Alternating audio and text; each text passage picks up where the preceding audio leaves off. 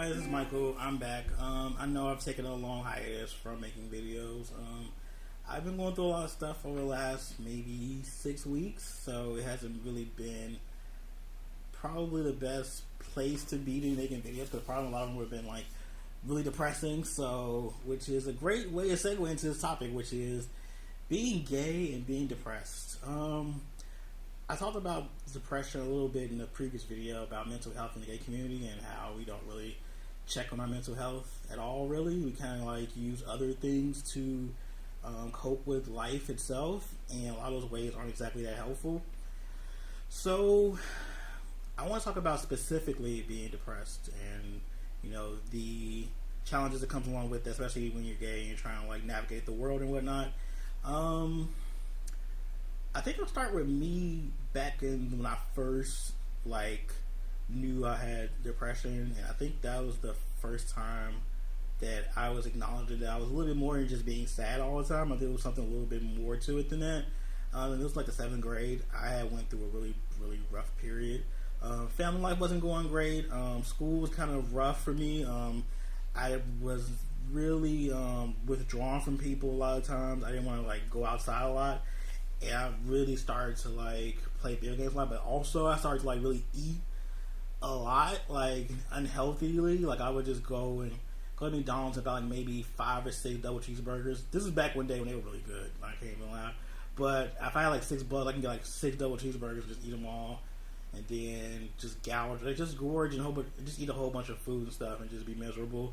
The only thing that really came good from this situation back then when I was in 7th grade was probably I got more into video games a lot more and started to like lean on those as a way to escape from the realities I was facing at the time. So that period, I gained a whole bunch of weight. I was like, I think that's the first time I'm like, yeah, this is something a little bit more than just regular sadness. This is a little bit more deeper than that.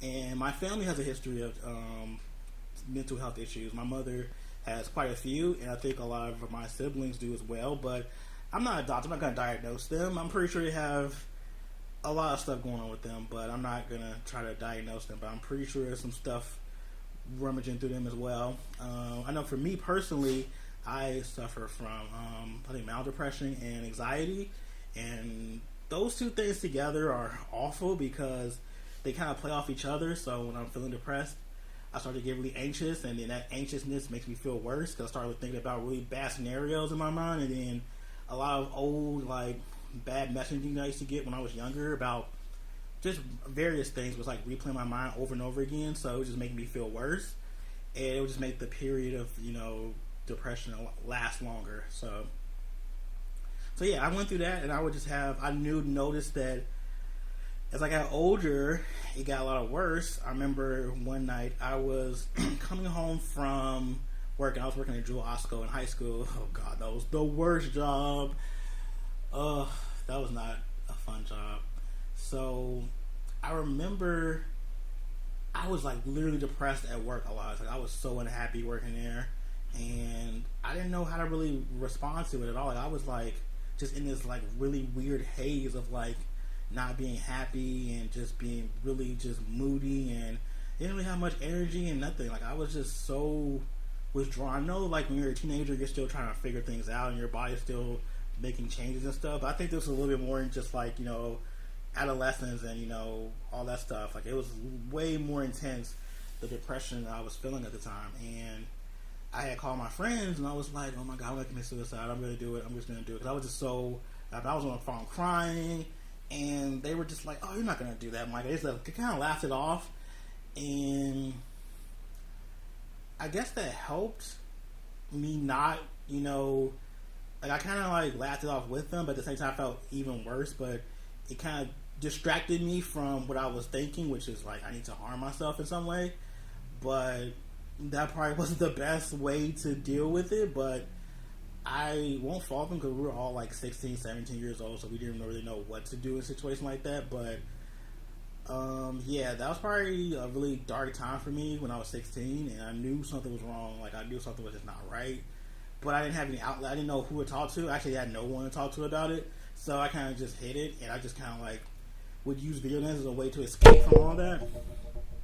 So fast forward, I think that was like the second time I had like a really dark, depressed like period of time. Then it kind of happened in my 20s. After I had like a really, really like intense breakup.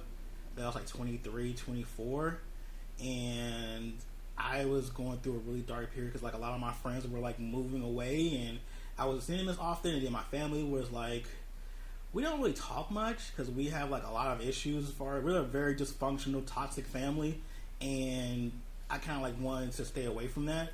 So as I got older, I started to like I kind of like distance myself from them a lot of times, and that created like a sense of loneliness because I didn't feel like I had much of a family to like lean on like other people do. And when my friends were going away, I was like, okay, now I don't have my friends, and then I lost my boyfriend, and it just kind of reminds me like, oh, you don't have family either. So like I went into this really dark place for like a long time. Like I almost actually thought about suicide again. Actually, I was watching Witches of East End, one of my favorite shows. And one of the episodes, one of these characters, I think one of the people they were trying to like save, the girl was like, she had broke up with her boyfriend, and then she was really distraught, and then she ended up killing herself. Like, I don't want to live anymore. And then just hearing that, like, I thought about it. Thankfully, of course, I didn't go through with it, but I did think about it really deeply, and I almost got the knife because I remember my boyfriend left his super big, like, chef's knife in my apartment when we moved out, and I was thinking about getting it. And I was like, oh, I don't know what stopped me, but thankfully I didn't. And eventually, actually, I didn't tell a lot of people about this until much later. And then, I don't know how I survived. I kind of like used like sex, and I actually used sex a lot to like mitigate my feelings towards what I was going through.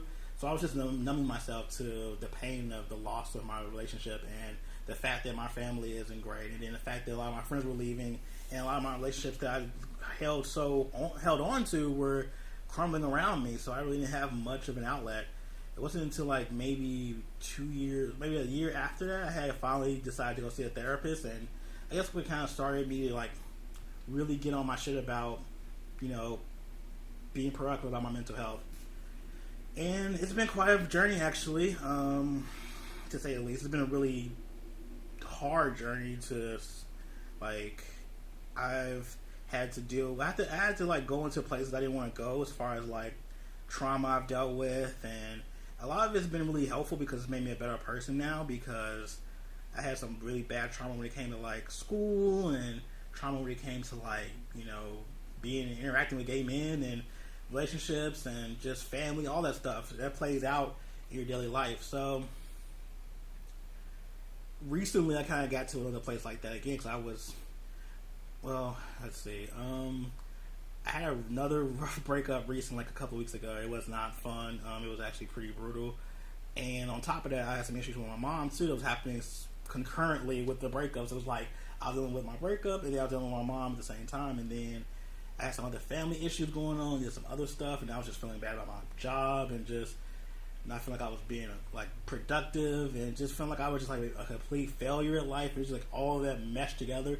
And this was a period when I wasn't seeing a therapist. I had to like stop seeing my current one before I can actually see another one for a couple other reasons. And the last session I had with my therapist before I went on that break was, she was very confident that I would be good without having seen a therapist. I even told her, like, I know that I'm doing a lot better, but I feel like I still need to see a therapist. So she was like, okay.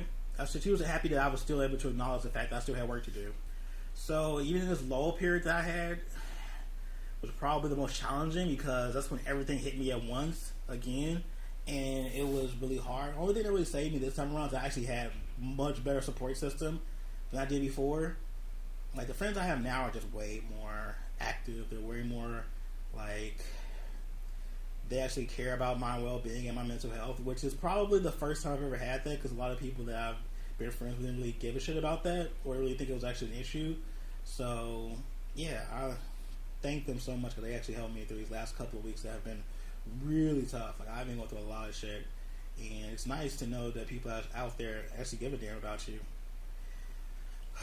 Now, the other portion I want to talk about this is, when you know that you have mental health issues and whatnot, trying to like date in the gay community makes it very difficult because a lot of guys I've been involved with, they've always seen that as like, oh, I can handle it. And then when it actually does happen, or if I do have like an episode or whatnot, and usually these episodes are me just being really like quiet and withdrawn, they kind of like, they don't know how to really deal with it.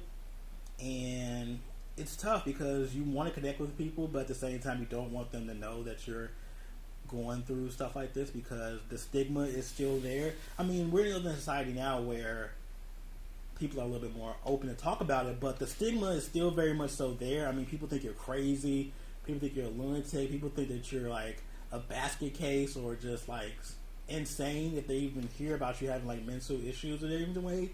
And it's really hard to like try to connect with people when you know that there's this looming thing of it. Like, yeah, at some point you may have to tell this person.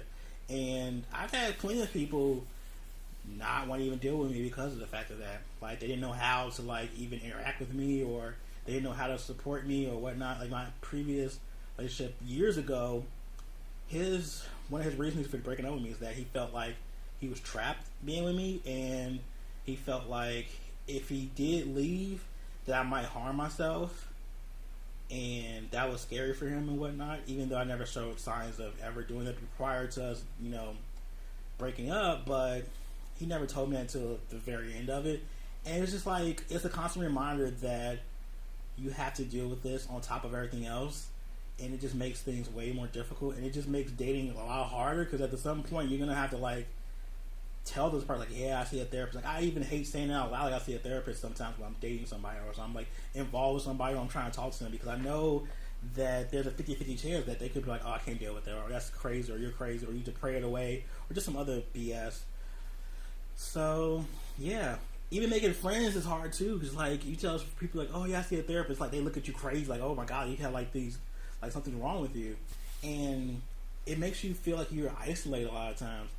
And the worst part about it is that a lot of people, especially people who are marginalized, are more susceptible to having mental issues than anybody else. So even a lot of gay men have a lot of issues, like body dysmorphia is very common in gay men. Depression is very common in gay men too. Like, there's a lot of gay men who are depressed and have anxiety and stuff like that, but they don't actually acknowledge it, and they don't treat it, and they just look at it as, oh, so you're just weak and blah blah blah. So it can be very challenging and a struggle, and I found that it's still challenging and a struggle no matter how old I get. Like, I'm 31 now, and I still find that dealing with depression and trying to navigate that while being gay is tough. Like, it's another thing added on to the already full plate I have of things that's wrong with me that's going to make this journey of mine much harder. So, but yeah, I'm still sticking to it. So, I think that's it. That's all I really want to say about it.